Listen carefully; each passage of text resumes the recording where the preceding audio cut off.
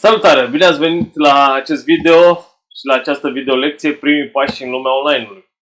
Înainte de a începe această lecție, vreau să vă spun că, în primul rând, trebuie să vă familiarizați cu aceste instrumente și cu modul lor de funcționare. Practic, trebuie să înțelegeți exact cum funcționează fiecare și cum vă pot ajuta fiecare pentru a promova cât mai bine afacerea dumneavoastră.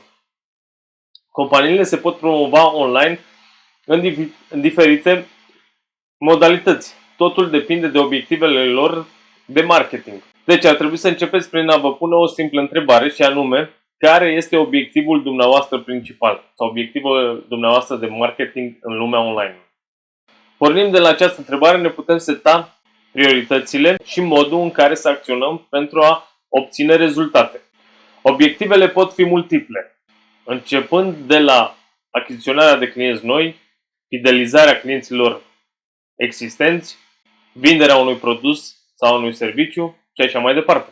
Haideți să facem un exemplu concret. Să presupunem că aveți un salon de înfrumusețare în Craiova, iar obiectivul dumneavoastră principal este acela de a achiziționa cât mai mulți clienți.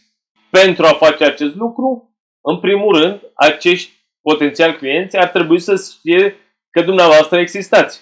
Pentru a exista online, primul pas pe care îl puteți să-l faceți absolut gratuit este acela de a vă înregistra compania pe Google.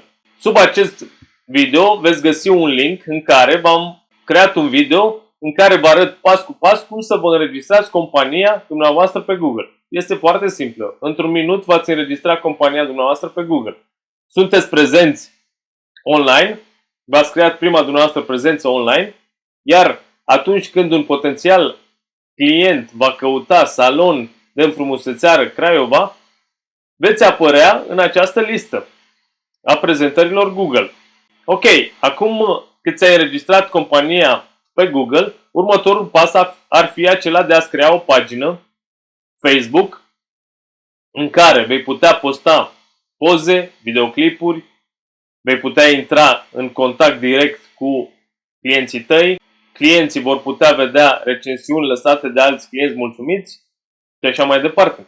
Dacă nu știi cum să creezi o pagină Facebook, sub acest video ți-am lăsat un link al unui video în care ți arăt câteva detalii pentru a-ți crea o pagină Facebook.